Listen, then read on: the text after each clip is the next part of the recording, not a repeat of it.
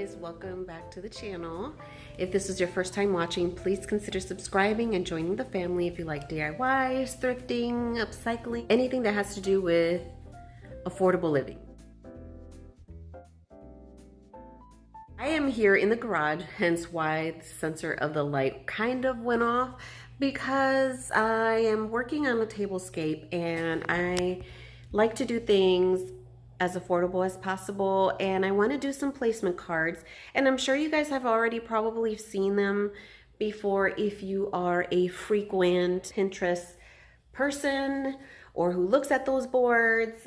I am going to be working on staining clothespins, and I'm going to be using those for placement cards. And I'm here because I do have a little collection of stain because we do a lot of DIYs and upcycling. I'm really blessed to have those on hand, and I'm trying to figure out which one I should use. I tend to be the one to use a lot of these little stains besides my husband. I'm trying to figure out which one I'm going to use. I do love jackal bean, but I'm kind of leaning into a walnut. Now this is a dark walnut, and then we have the special walnut right there, so I'm not sure. I think I'm going to go with the dark walnut, so let's go with that one. I'm going to let you know all of the things that I'm going to be using in this super simple project. I have laid down a brown paper on my table, and underneath I do have some plastic just in case I do have anything spill over, it won't seep into my table. I just tape that with some regular painter's tape, and you can get these rolls super affordable at the Dollar Tree. That's where I usually get that, because I can use this for so many different projects. I also got from the Dollar Tree a pack of the wood clothespins, and that is what we're going to be using for this easy project.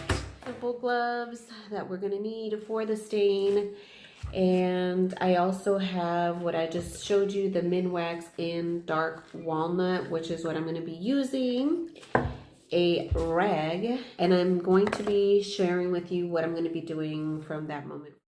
You want to make sure that you shake very well your stain, and prior to starting your project, if you don't know it, use gloves. And if you happen to get any stain on your hands, like I did because my gloves did end up breaking, you can use warm soap and water with baking soda, and that will remove the stain from your hands and your fingernails. From this moment forward, I'm just counting on how many pins I'm going to need for my little project. After I have all the pins that I'm going to be working on, I just simply take a cotton rag or an old t-shirt, works just as fine, dipping that into the stain, and in a wiping motion just adding the stain on to all of my pins. The good thing about this project is that you really don't need a lot of stain. The only areas that you have to focus on are the little details and the hardware, just because you want to make sure that it is covered evenly throughout. I have since let my clothespins dry, and they dried off very beautifully, as you can tell, with the beautiful dark walnut color.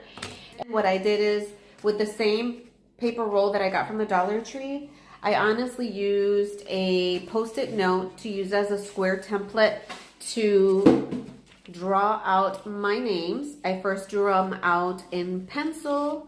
And for example, this is one that I have for someone in my family called Danny. I drew out and I hand wrote his name in pencil. Then I went with a Sharpie, and with these little stamps or any stamp of your preference, I just gave it a fall vintage look there. I did have this one here that's ready that I'm going to use, and that is going to be how I'm going to have my table setting. That way the plate settings have the person's name to make them feel welcome and special. Now what I am going to do is, because I know that this kind of curves a little bit, I will place them in a flat area with some pressure, so hopefully it'll stick up a little bit more straighter versus more curved. But that is a simple and affordable name tag that you can use.